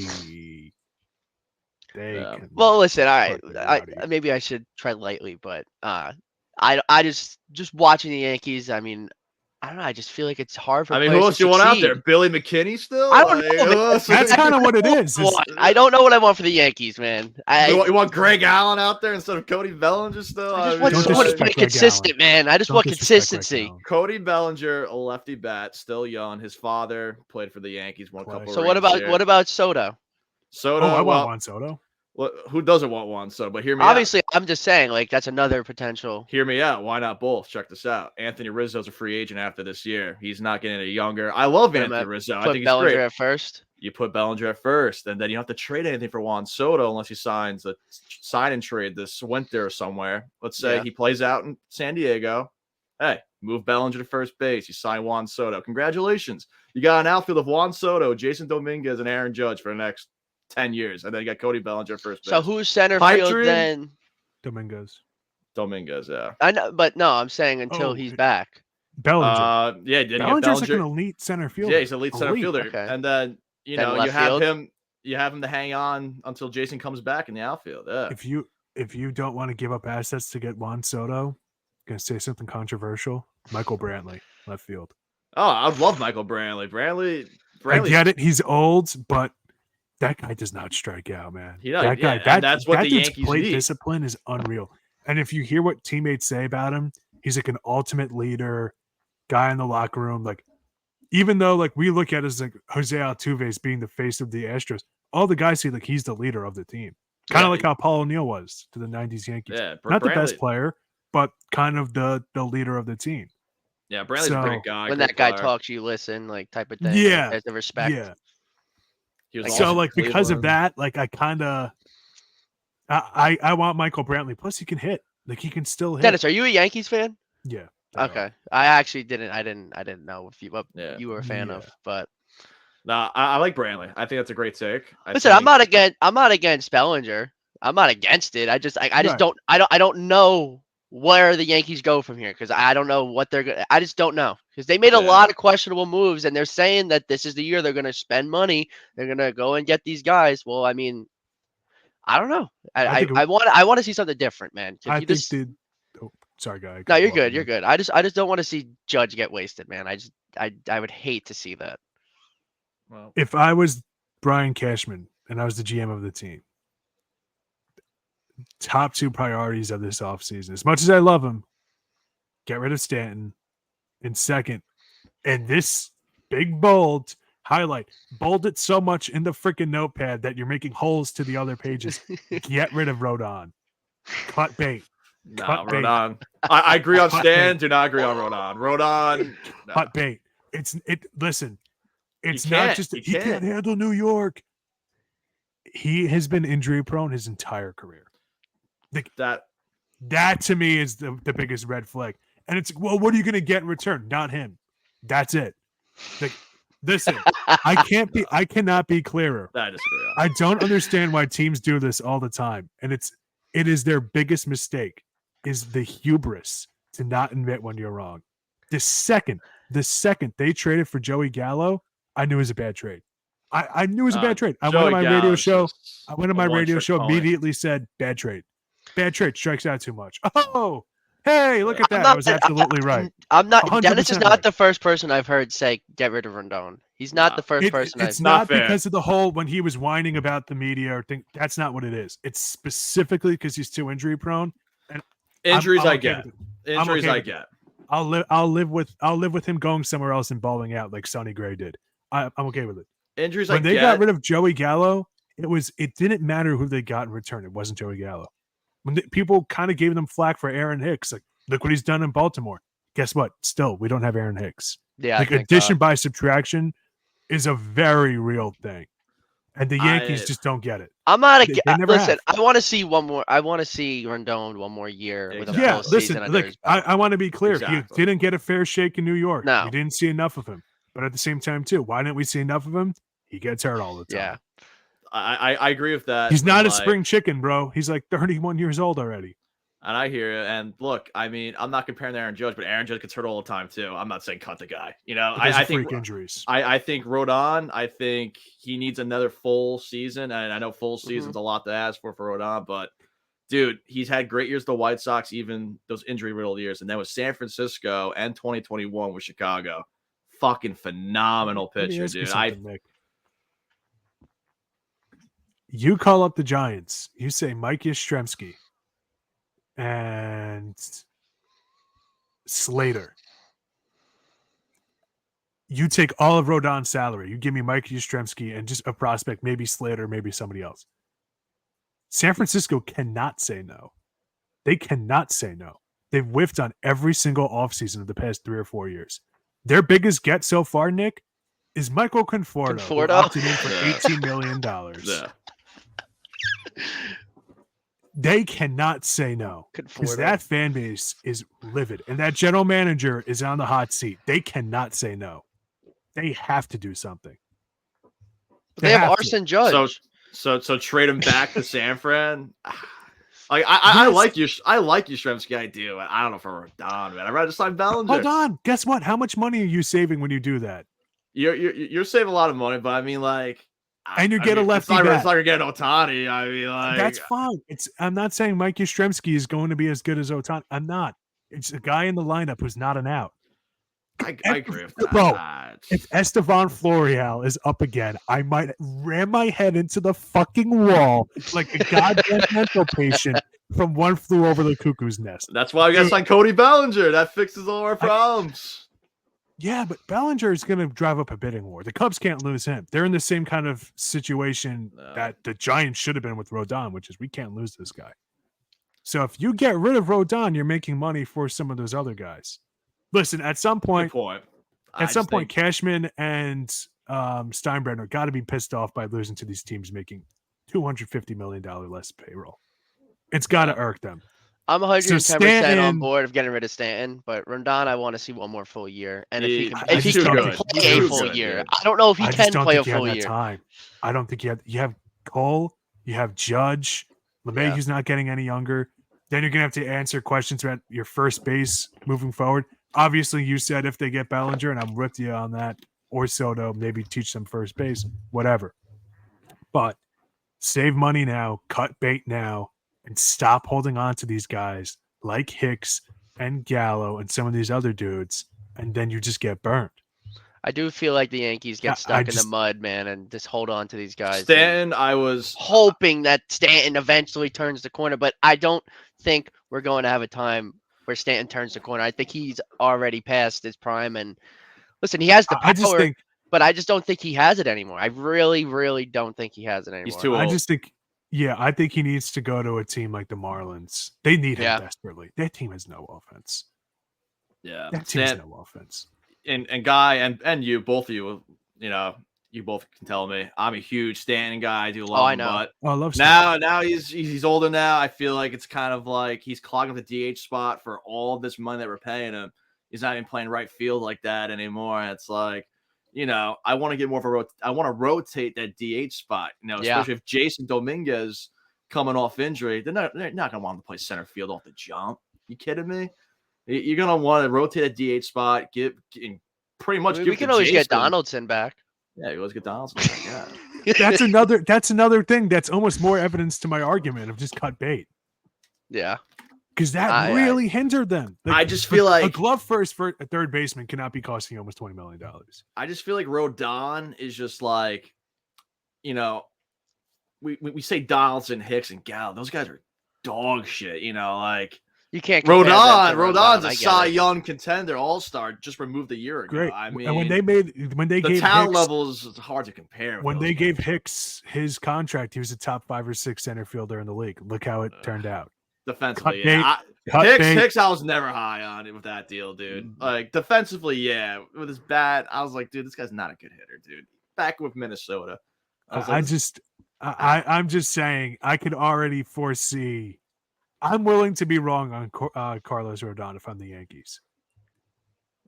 And just go, like I said, go to the Giants and just say, make them an offer. They literally cannot refuse. All right. How about this? I mean, kind of turns the tables a little bit here. What about a deal for Juan Soto? Obviously. I mean, like, Carlos I thought that was topic. Like, I thought that was like a hot topic. I thought they were Juan already Soto talking for him. Carlos Rodon and obviously then some. That I would do. Yeah, that's fine. I was just thinking Giants because I was thinking of what's kind of the likelihood that we get something back. Yastrzemski. For me, the big draw on that one is I'm giving you an elite player who's been elite in your system with your pitching staff. Yeah, and in return, you're taking the salary. That's the big draw of it, and I got to get a player back. So give me a hitter because you guys didn't have a rotation that's cost you the playoffs. Yeah. I just think. I mean, they literally had 2 starting pitchers. Yeah. What do you expect? Apparently, they expected a lot. They fired the guy over it. Yeah. Whatever. But I'm just saying that to me is kind of like it's not a bad. I get what you mean. I get what you mean. Rodon, Mike Yastrzemski, obviously, there's a lot of guys better than him. Yeah, I want to see one more year. Hopefully, a good, healthy year. Hurt. Yeah, he doesn't get hurt. I feel like he's too good. He's got the stuff.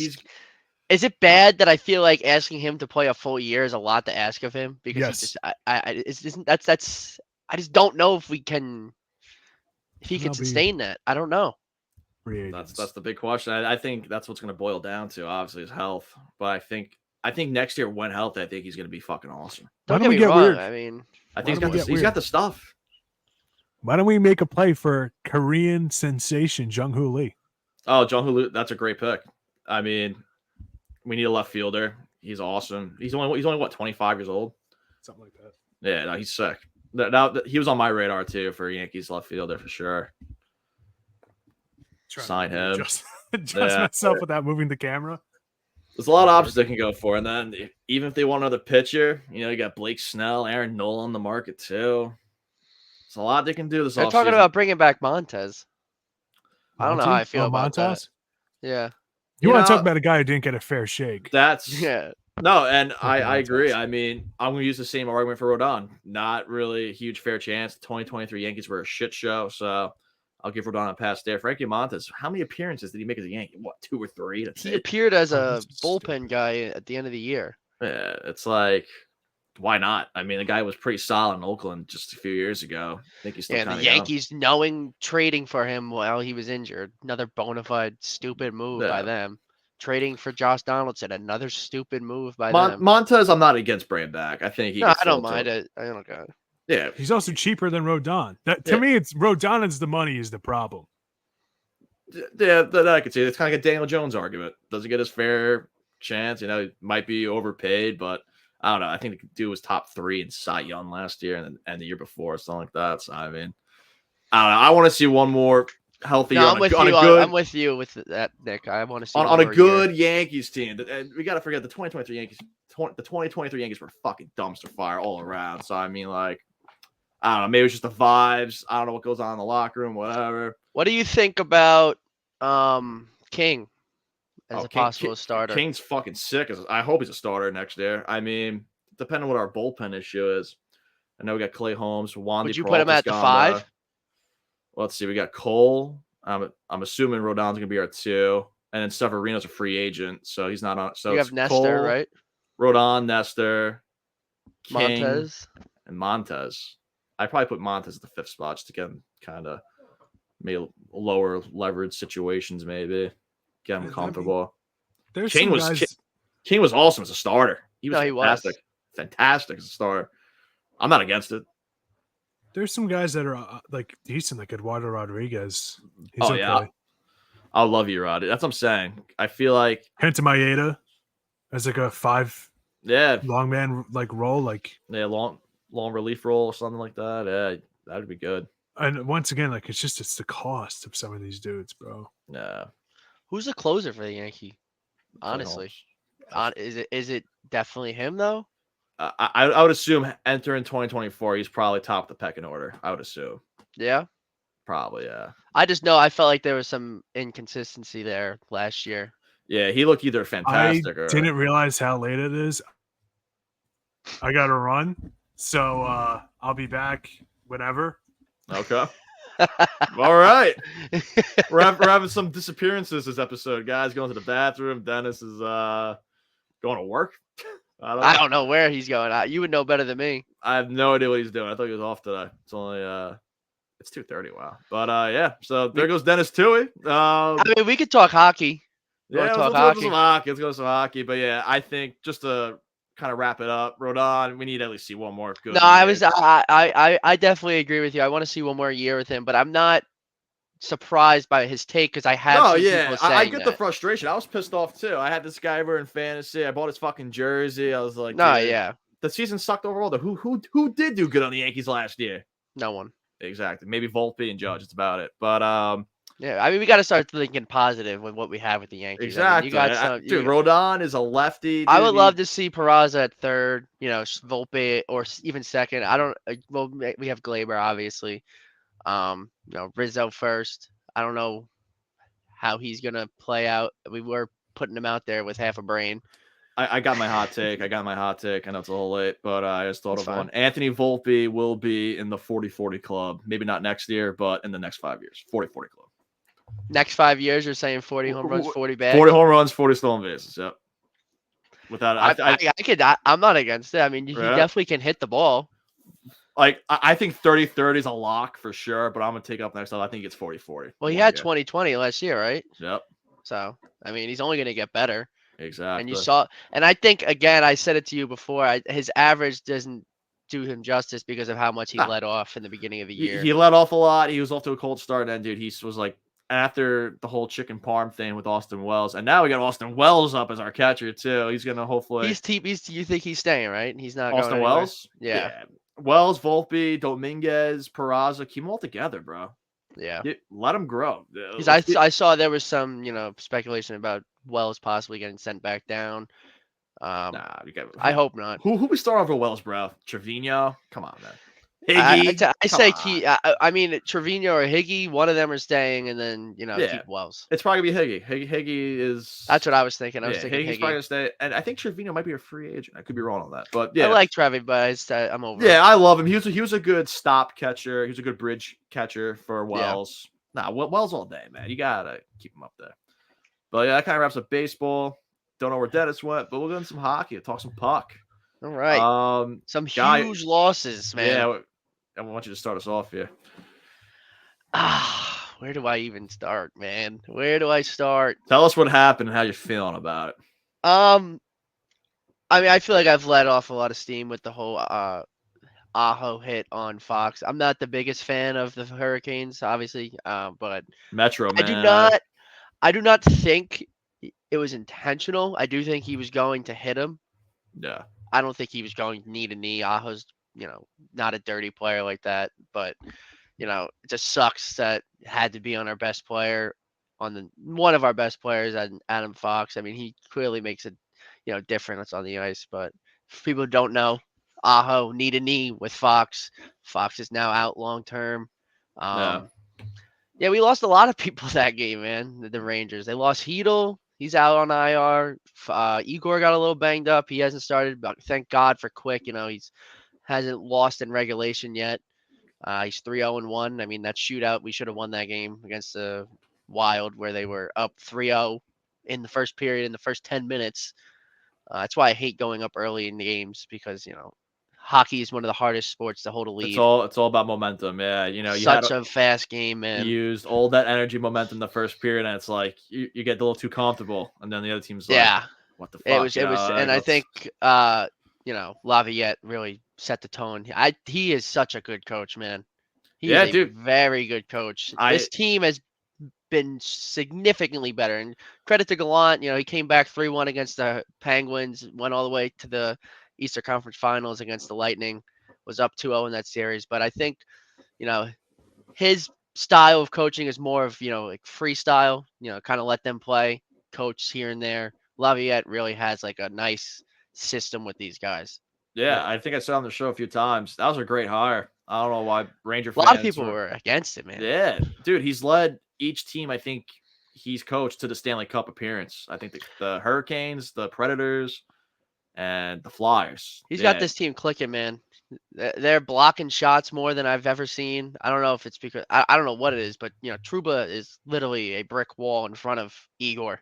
Like yeah, he just blocks everything. He's made a huge difference from last year to this year, yeah. defensively and offensively. So you would say the Rangers defensively have improved a lot. Oh, Yeah, 110%. he's a very defensive I'd minded put him at coach. top 10 at defense this year. Yeah, Some people might even say top 5. I mean, they have made a significant jump on the defensive end. I they need it. still do not think the Rangers will ever get a shutout with Igor in net, but it's just he might have a few, but that guy, they just don't let him get shutouts. Yeah, I hear you. No, that's good for the Rangers, though. And I always thought it was a great hire, so I'm glad it's clicking for them early on. Oh, I'm so it's good. It's great to So, see, and now they lost Fox, and they're still still so scoring and they're goals. still scoring goals, they're still winning. So that makes me pose the question: the missing component, Patrick Kane. I think it's kind. I think the Rangers kind of taken away. I was kind of stuck on between them and the Sabres. I'm feeling now more so the Listen, water's trending towards the Rangers for Patrick Kane. I'm telling you, within the next couple weeks, I've said on every single show, in the next couple of weeks, we're going to start to see it pick up. I think Patrick Kane's number one team on his list is the Rangers. A Yeah, guy at his age, his skill set, I don't think he wants to jump around this late in his career, tarnish his legacy. He left the Blackhawks, and everyone always speculates saying money's a problem, money this, money that. The Rangers made it happen. No one thought after they got Kane, after they got Tarasenko, they were going to go and get Kane. yeah, So, Drury makes it happen. I just, if money does become an issue, don't be surprised if the Rangers trade someone like Barkley Goodrow. yeah. Okay. Like I do, but I don't think he's gonna ask for so much money. He is from Buffalo, so I can see why. But New York Rangers, that's still New York. It's Yeah, not that close to Buffalo, but it's still New yeah. York. Uh, I don't know. It's showtime, man. It's Patrick Kane. Why would you want to go to the Sabres when you go play at Madison Square Garden? Exactly. And I gotta say, Patrick Kane does fit the, blue and red and white, man. He does. It's definitely a Patrick Kane team. That makes any sense. So yeah, I liked him on the Rangers, man. I think it's a good fit. They lost Fox on the power play. How he's Fox is a sick passer. Sick. That's what I'm saying. Patrick Kane fills that void. The Rangers are a great team. They're missing some key components, even just for a little bit. You want to keep. They are this. winning. They That's are what winning. I'm saying. They're winning. They're missing some key components. Let's get another component, a familiar And people face. may pose the question of why even go and get a guy like Patrick Kane, who's 35 years old, coming off an injury, got surgery. Listen, 35, 35 in hockey, hockey is the new 30. It's the I new know. 30 in hockey, dude. And He's got that's why I think what we got from him last year isn't full because I'm wearing his jersey, but like I was hating on him last year. But that just comes with being a New York fan. Like you're yeah. gonna get those people who The hate. heat of the moment, it's the heat of the moment, dude. I wanted to, dude. I was cursed at Allmark against the Panthers, Yeah. and he's having a great year, and so It's is the Jeremy President's Swayman. Trophy curse, man. The I President's, don't yeah. want anything I to do hated with it. winning that. I don't That's want what I know. anything to do with that, man. That's Keep what I me knew. I away was from like, it. bro, I'm like, why I'm did we fine win with this shit? 2, 3, 4, 5. Do not. Yeah, I'm fine without that. yeah, but yeah, I think Patrick Kane's definitely gonna be a New York Ranger. I think the last few weeks have kind of said all that for Fun me. fact about Patrick Kane: last team to win a President's Trophy and go on to win the Cup was the Blackhawks with Patrick Kane. Yes, it was. Wasn't it against the Bruins too in 2013? You would Wasn't know it? more than me. I just know. I think I it was the saw like 2013 team. a feed on it last year when the Bruins won it. Yeah, And I it said think the last team to win the cup with winning the President's Trophy was the Blackhawks with Patrick Kane. Yeah, I think it was 2013 because the Bruins kind of Yeah, started it was a while ago. because they started the trend in 2014 when they won it. Then they had the curse. That's kind of what Yeah. started it all. And It's kind of obviously, like the Madden cover curse, like what yeah, happens to these players after they get the cover. Rest in peace to exactly. Antonio Brown. So I want to talk about it on here because I've only seen articles of it or on websites, and maybe we get some traction going here. The Boston Bruins. Uh-oh. Look, with the Edmonton Oilers, they're having a pretty disastrous start to the year. I'm not saying it's going to happen, but I've read a few reports on this, and I figure we'll talk about it here on the pod. Leon Draisaitl. I mean, look, I feel like you got to keep McDavid no matter what. I don't care if you finish dead last. You keep McDavid. You got it. I obviously the Oilers let go of Wayne Gretzky to the LA Kings all those years ago, so we've seen crazier things happen, but. Yeah. They're saying, and with the emergence of Jeremy Swayman, who I believe is the true number one netter on the Boston Bruins. I was going to ask you that. Yeah, I think Jeremy Swayman all day. I love Allmark. I love him for what he's done. He had a fantastic. You even year said this last year, though. I did. You said Swayman was going to take that spot this year. Yeah, Jeremy Swayman's an animal. He was always part of the blueprint. I see what you're lining up here. Yeah, but the Oilers need a goalie, and let's say they keep tanking. I'm not saying it's gonna happen, but apparently they're the favorites. That's all I'm reading here. So I'm just don't kill the messenger here, people. Yeah. Does Leon Draisaitl get traded to the Boston Bruins? Listen, I'm fantasizing about Kane. Listen, you put whatever you want out there. I might as well put it out in the universe that has a chance to happen. It's not gonna happen. Come on, I'm a Yankees, Bruins, Nets, Jets fan. It's not gonna happen. But I mean, look. Did you think you were gonna get Aaron Rodgers? Yeah, that I thought was gonna happen. that made too much sense. That made too much sense because he was older. But like that's what I'm saying. Like if the Bruins were to get Leon Draisaitl, it's gonna be when he's 40 years old. You just got to think like they're frustrated as like an Oilers fan or as a player for the Oilers. You got to think like you have two of the best players in the NHL. Something's got to give. Maybe give one up. You got to think they're going to sell at the deadline if they're not at that playoff contention. Exactly. Listen, hockey, like you said, it's a fast-paced momentum game. Anything can happen later on the season. But come trade deadline, if you're not in the playoff talks, why not? Exactly. Why not trade them? Just get something. And it's kind of like the Ohtani situation. You don't want to be like the Angels. You could get an all-time haul, even if it's just a rental. Get him for something while you can before you can get him for nothing. So, but yeah, like the reports I was reading, Allmark prospects, whatever, some depth guys for Leon Draisaitl straight up. I mean, it's really not that crazy. Let's say the Oilers are like, they're kind of still dog shit by the trade deadline or whatever, and they kind of heat up a little bit. You got Linus Allmark, who just won the Vezina Trophy last year. I mean, that's not a bad start. And you still got McDavid. It's not crazy because if they didn't have McDavid, then it would be crazy. But because they have McDavid, you got to think he can fill that void because it's Connor McDavid. You still got Evander Kane, Ryan Nugent-Hopkins. You still got a pretty top. They're not a bad team. And it's just not. I don't know what it is with them. They have all the talent in the world. I don't know why they can't put it together. I know. I guess it's goalies. I guess the goalies have been off to a rough start, but it's also the defense. Oilers' defense has not been good at protecting the front of the net. Man, it's been bad from what I've been reading. It's kind of like with the Wild. The Wild have been, like they're a good team. Like that's they came back against the Rangers, but like their defense is just atrocious. Yeah. But yeah, that's just something to pick your brains at, hockey fans. Leon Draisaitl, will he be rocking a Bruins jersey by the end of the year? I'm just getting stoked thinking about it. Not going to happen. But hey, you never know. So that'd be huge for the Bruins. That would be huge for the Bruins. Dying for a piece like that. We need a center too. I love Zacha. I love Charlie Coyle, but I think we need a true number one center. Like I would Just even imagine him playing on power play 1 with Pasternak and Marchand. Dude, that's ridiculous. Disgusting. I would even take a Ryan McAvoy. O'Reilly or Robert Thomas to man the first line at center. But hey, speaking of Robert Thomas, yeah, heading to Robert Thomas. This is guy knows what probably one of my favorite non-Bruins. I freaking love this kid, Robert Thomas, number one center on the St. Louis Blues. 4 They've goals been off to in 4 a slow straight start. Games. Yeah, you're telling me. I have Thomas and Buchnevich, dude. Buchnevich has been poverty. I have Kyrou. He hasn't done anything. But granted, Buchnevich is a slow starter. I looked at his numbers last year. He was not that good to begin last year. Then he finished with 67 points. So, I mean, like, that's pretty solid. I'll take it.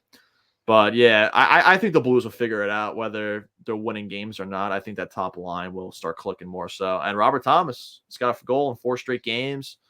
I guess I wouldn't really call it a hot take, but I think he's going to score 70, 80 points this year easily. The kid's awesome. Yeah. He had 70 points just 2 years ago. They got a good great team. He's a young Bergeron, dude. He plays great two-way hockey. He's awesome. So, yeah, hopefully the Blues figure it out. Another person that the Bruins could look at getting. Robert Thomas? Yeah. Yeah, we'll see what the Blues do with that. I mean, their goalie situation's a little iffy, too. Bennington's getting up there in age. Yeah, I don't know. Bennington's getting up there in age. Yeah, I mean, I would take it. I would be just as stoked as getting Robert Thomas because he's 23 years old. He's still super young. Yeah, I don't know if they want to give up youth like that. That's what I'm saying. Yeah, I don't think they'd give up the youth. But that's why I wanted Ryan O'Reilly in free agency. He's having a pretty good year in Nashville. Yeah. I think he would have been a perfect. They're sneaky. Ryan O'Reilly's just Bergeron light. I keep doing the Bergeron comparisons today, but that's what these guys are. Ryan O'Reilly would have been sick. Damn, tell me who you missed for the Bruins, man. Yeah, I do miss Bergeron, but dude, it's weird because it's like they're still playing great hockey without Bergeron. It's weird. You gotta think he left his impact on that team, man. That's what I'm saying. It's like Bergeron's ghost is there or something, dude. Like it's crazy, dude. Like I don't know. It's weird. I was expecting them, them to kind of defer in the stands a little bit, but hey, they're happily proving me wrong as number one team in the Atlantic. Yeah, I love it. I'll take it. So yeah, a lot of good stuff going on in hockey. Patrick Kane sweepstakes, some crazy Bruins Oilers rumors. The Vancouver Canucks, speaking of the Oilers, this team has just been daddying them all season long. Brock Bozer, the team is nuts. Yeah. Are the Canucks the real deal? Listen, when you're hot in hockey, you're hot, man. They're buzzing. They're playing very good hockey.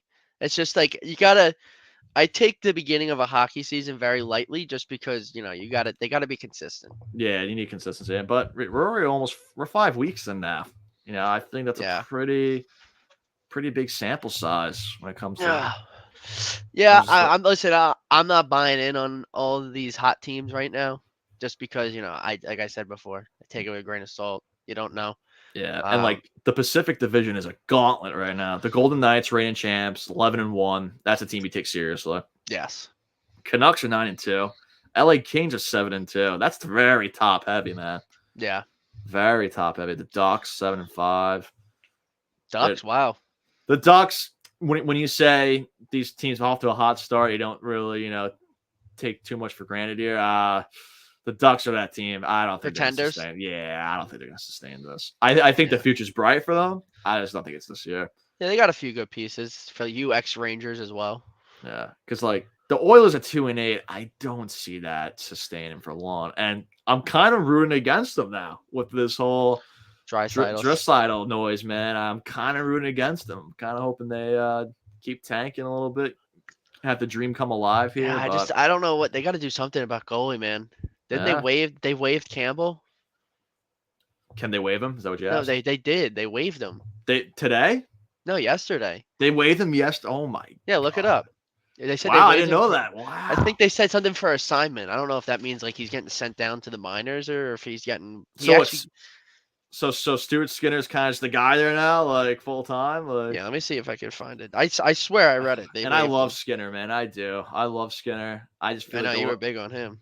I still am too. I just feel like they're off to a really bad defensive start. Jack Campbell. Wow. Jack Campbell and Dryden Hunt clear waivers 52 years ago. Yeah, Jack Campbell, man. Shit. Yeah, we'll see, man. Focus. Can that focus? I don't know. No, it's not focusing. Here, wait. Let me do this.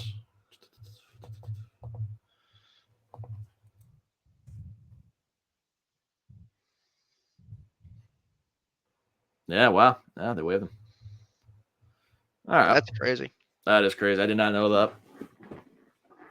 that. That must have slipped through my notifications yesterday. Well, another thing, Jack Hughes is week to week. Yeah, that's sad. Some brutal injuries begin the year, man, with Jack Hughes and Adam Fox, two of the top guys in the Metro.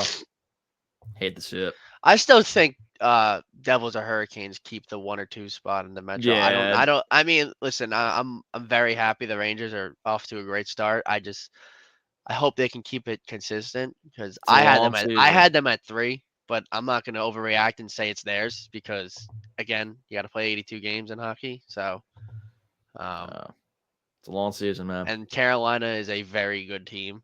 Yeah. Happy we beat them, but they are very good. They're having a little issues too, though, with goalie. Anderson went out on IR with blood clot. So they have Ronta, and I heard they picked up Halak as their backup for now. Yeah, that's pretty rough. Yeah. I just don't see the Bruins trading with them in the East. Especially if the Bruins are in it. If they're in it, they're like, oh, we're going to try our second best goalie to Carolina just so they can shove in our faces in the Eastern Conference Final. Yeah, I don't know about that. I hope they turn into a Western team, hopefully, like the Oilers for Leon Draisaitl, but something like that. Something like that. Well, anything else? I think we're no. I just think in the next week, 2 weeks, 3 weeks, we're going to see Patrick Kane in a Ranger uniform. And Cam Thomas will be an all-star. He's going to be representing the Brooklyn Nets in the all-star game. Post that on TikTok and Instagram. Cam Thomas is going to be an all-star this season. I got it. I'm all for it. Well, I think that pretty much wraps up our show for today. Thank you for listening to Pastimes on the Mic. If Dennis was here, I'm sure he'd be saying thank you as well. But randomly disappeared in the middle of the show. But yeah, this is Pastimes on the Mic. Make sure you follow us on Twitter, Instagram, X, TikTok, all that fun noise. Yeah, send us more questions. We had some questions today. We answered Montgomery versus Gibbs. Who's the number one back there? I'm going with Gibbs. I think he's too electric, man. He's just had 2 great games back to back. But who knows? I love Montgomery too. I think they're both going to sustain pretty good production value. So that was pretty much it. This was Pastimes on the Mic.